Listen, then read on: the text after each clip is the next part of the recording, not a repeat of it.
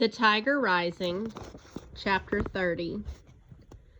That night, his father sang to Rob as he put the medicine on his legs. He sang the song about mining for gold, the one that he used to sing with Rob's mother. When he was done with the medicine and the song, he cleared his throat and said, "Caroline loved that song." "Me too," Rob told him. "I like it too." His father stood up. "You're going to have to tell Beauchamp that you was the one that let the tiger go." "Yes, sir," said Rob. "I'll tell him that I was the one who shot him, but you got to admit to letting him go." "Yes, sir," said Rob again. "I could lose my job over it," his father said. "I know it," Rob told him, but he wasn't afraid. He thought about Beauchamp shaking hands. Beauchamp was the coward. He knew that now. "I thought I would tell him I could work for him to pay for what I'd done." "You can offer him up some reasonable kind of solution," said his father, "but it doesn't mean he'll go for it. There ain't no predicting Beauchamp, other than to say he's going to be mad." Rob nodded. "And on Monday," his father continued, "I aim to call that principal and tell him you're going back to school. I ain't messing around with taking you to more doctors. You're going back to school, and that's that." "Yes, sir," said Rob. He didn't mind the thought of going back to school. School was where Sistine would be. His father cleared his throat. "It's hard for me to talk about your mama.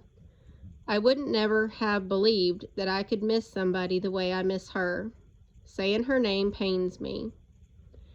He bent his head and concentrated on putting the cap on the tube of medicine. "But I'll say it for you," he said. "I'll try on account of you." Rob looked at his father's hands. They were the hands that held the gun that shot the tiger. They were the hands that put the medicine on his legs. They were the hands that had held him when he cried. They were complicated hands, Rob thought. "You want some macaroni and cheese for dinner?" his father asked, looking back up at Rob. "That sounds all right," said Rob.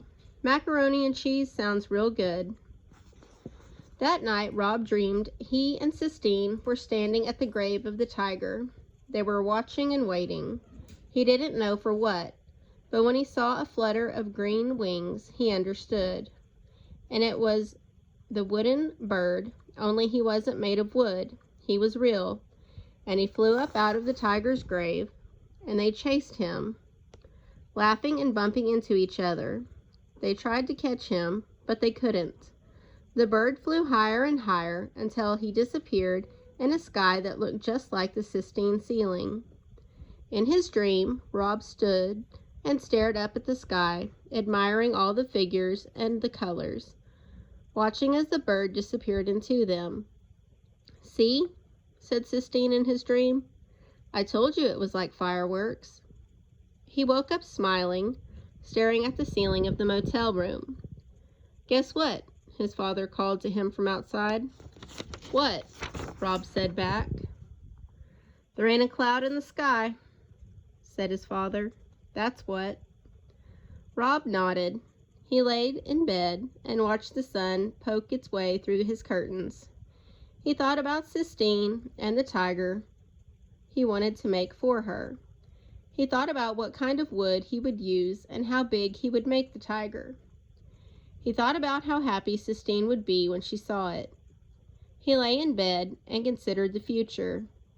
And outside his window, the tiny neon Kentucky star rose and fell and rose and fell, competing bravely with the light of the morning sun.